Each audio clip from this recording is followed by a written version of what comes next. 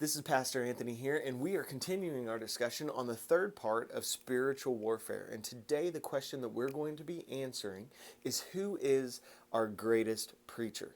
Now, I know many of you guys may be confused by that question as we tackle this. You may be sitting there going, oh, well, it may be him or him, and we don't know that. You know, with the access of the internet and podcast and YouTube and Vimeo and TV and radio and churches, we have so many great preachers out there.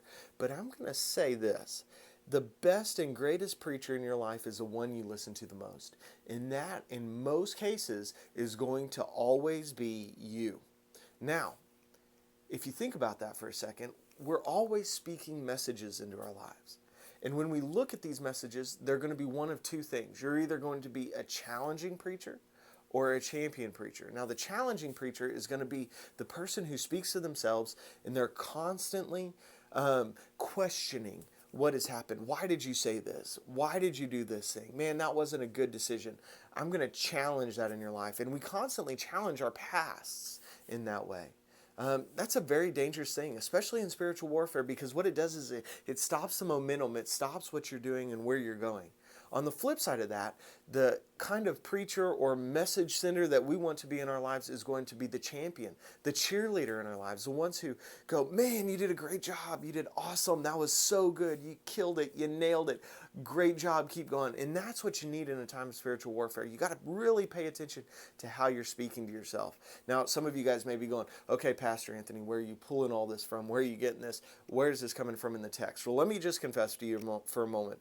There's nowhere in the scripture that says that you need to be positive in your speech to yourself. However, there are tons of texts within the scripture that speak on our speech and how that should reflect our hearts. Let me just give you a few of those. Jesus said that out of the mouth reveals the abundance of the heart, right? Paul says in Ephesians chapter 4 that let no corruptible or unwholesome speech come out of your mouth. James, in James chapter 3, he speaks all about the uses of the tongue, how the tongue directs our life either into positive or negative, gives the power of destruction or the power of life and growth.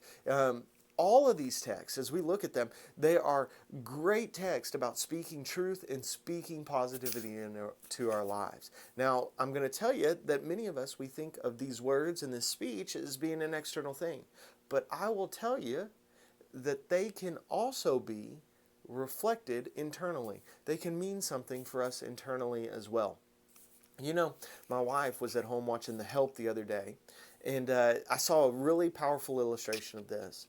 In that movie, there is a African-American woman who is the maid, and she's also a nanny to a young Caucasian girl.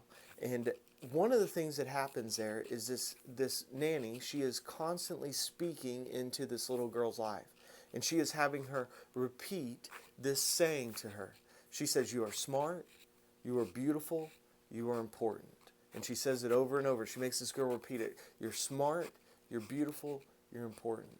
I found that incredibly valuable because what this girl was doing, what this nanny was doing for this girl is she was ingraining positivity into her life. She was showing her how to be a champion in her own life.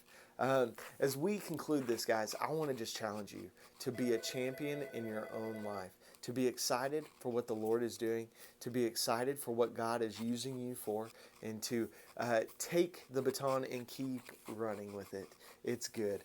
Guys, I hope, again, this is an encouragement to you. I want you to know that I am praying for you. Remember to be a champion to yourself and to other people, and let us breathe life into people. Guys, God bless your week, and I hope to see you next week.